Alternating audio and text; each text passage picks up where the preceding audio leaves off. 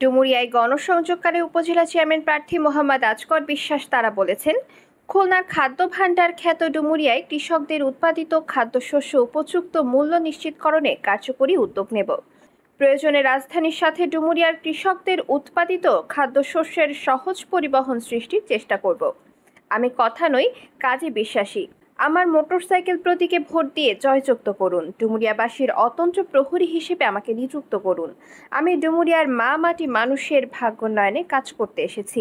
তাই সাবেকদের কথায় আবেগে না পড়ে বিবেক কাজে লাগিয়ে খুলনার শস্য ভাণ্ডার খ্যাত ডুমুরিয়ার কৃষকদের উৎপাদিত খাদ্যশস্যের ন্যায্য মূল্য নিশ্চিতকরণ, সুলভ মূল্যে সার বীজ সহজ প্রাপ্তি এবং অবকাঠামোগত উন্নয়ন বুঝে নিতে মোটরসাইকেল মার্কায় ভোট দিন।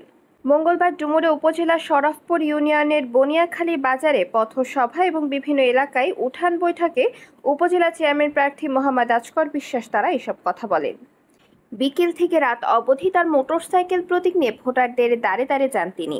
খুলনা জেলা আওয়ামী লীগের প্রভাবশালী সদস্য আজকর বিশ্বাস তারা দীর্ঘদিন ডুমুরিয়া উপজেলাবাসীর ভাগ্যোন্নয়নে নিরলসভাবে কাজ করে যাচ্ছেন। সে কারণে তার পথসভা, উঠান বৈঠক ও ছোট ছোট লিফলেট বিতরণের পথযাত্রাগুলোতে স্থানীয়দের স্বতঃস্ফূর্ত অংশগ্রহণ বিশাল জনসমুদ্রে রূপ নিচ্ছে। মোটরসাইকেল প্রতীকে গণসংযোগকালে আওয়ামী লীগ, যুবলীগ ও ছাত্রলীগের নেতাকর্মীদের সাথে এলাকার গণ্যমান্য ব্যক্তিবর্গ অংশ নেন।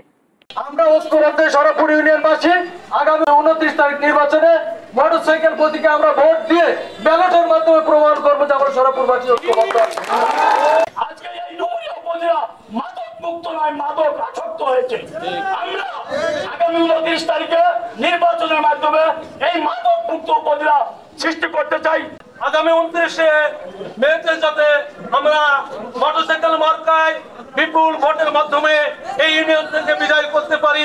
আগামী 29 তারিখে নির্বাচনে বিজয় ছিনিয়ে আনার পরেও যেন আপনাদের সাথে থাকতে পারি সেই চেষ্টাই করব।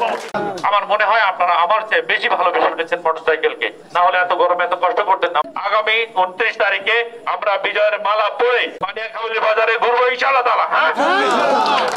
সেই আশাবাদ রেখে আপনাদের সবার হায়াতে তৌফিক কামনা করে, সবার মঙ্গল কামনা করে শেষ করছি। জয় বাংলা, জয় বঙ্গবন্ধু।